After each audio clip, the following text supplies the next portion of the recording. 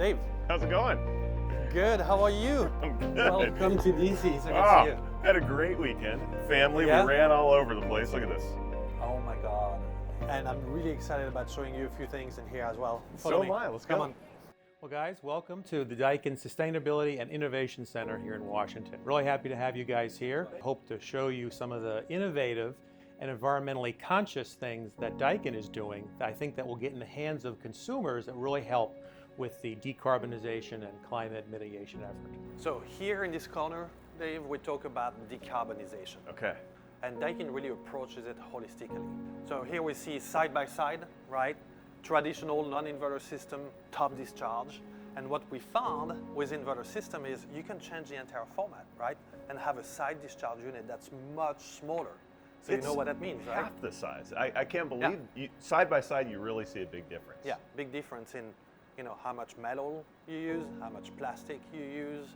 Not only makes it smaller, but it helps reducing the impact we have on the environment by using less materials in their makeup. Right. Wow.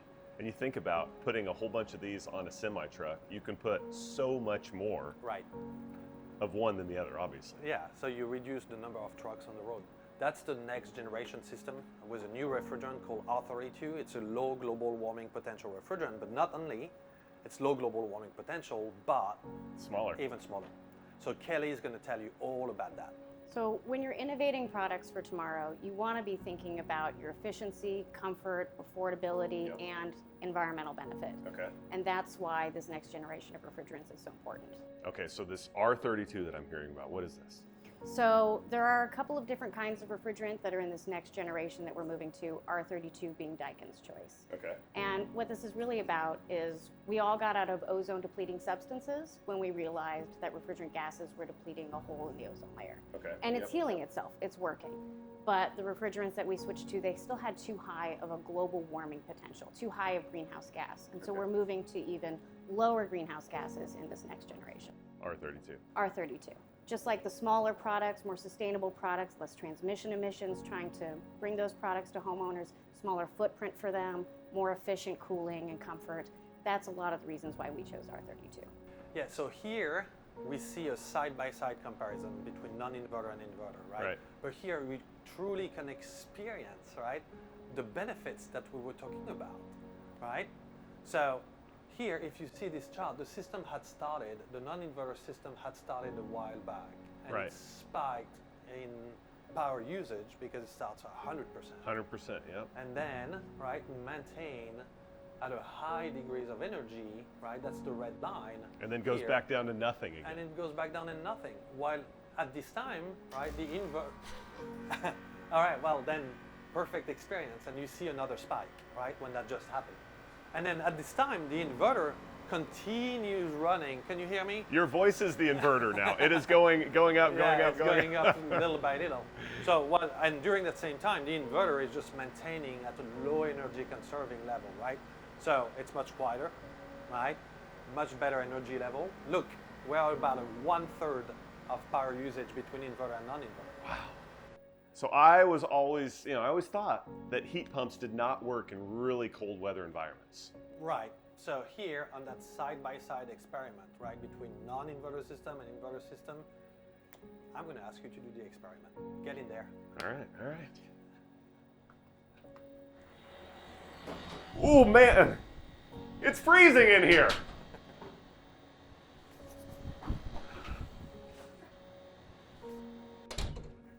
Yeah, so in that next experience, right, we put side-by-side units in a very cold environment. Right now it's 16 degrees Fahrenheit. Felt like I was in northern Michigan there. Gosh.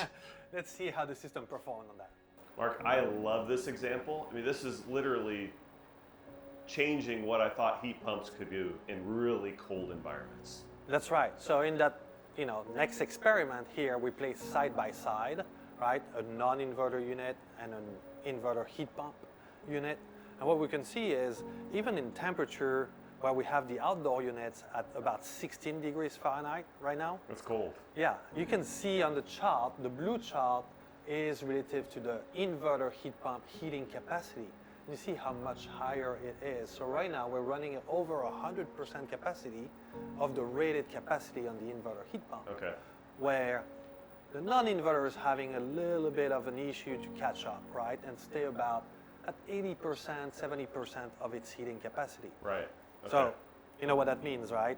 That's where you're gonna need a backup heat for the home with an inverter system, where on the inverter side, in most cases, even when it's well below freezing, you don't need a backup heat. So really the key to decarbonizing people's homes is inverter-based technology. Right. And this is really important because estimates are that by the year 2050, we're going to triple the energy output of air conditioning products. Crazy. And so for Daikin, we recognize that, and so we've been looking at these innovative technologies. And in fact, our goal is to be carbon neutral by 2050. It's a really important goal for us. Just such a big ask for homeowners. Well, and yes, and there's a big switch. You're going to move from fossil fuel burning equipment, which people like, but a heat pump brings really many more benefits to them. There's comfort that they can get, especially with inverter technology, where you can vary the speed and the ability to deliver that comfort. You get energy efficiency that is much more than you can get from a fossil fuel burning type equipment. And then finally, the overall impact on the environment is really tremendous. Okay. And so the key, though, is then getting them into people's homes. Yep. And there are barriers, there's cost barriers, there are installation barriers, but that's why we're here in Washington, where we can get the federal and state governments to help us with that whole process. So rebates, incentives, that kind of stuff.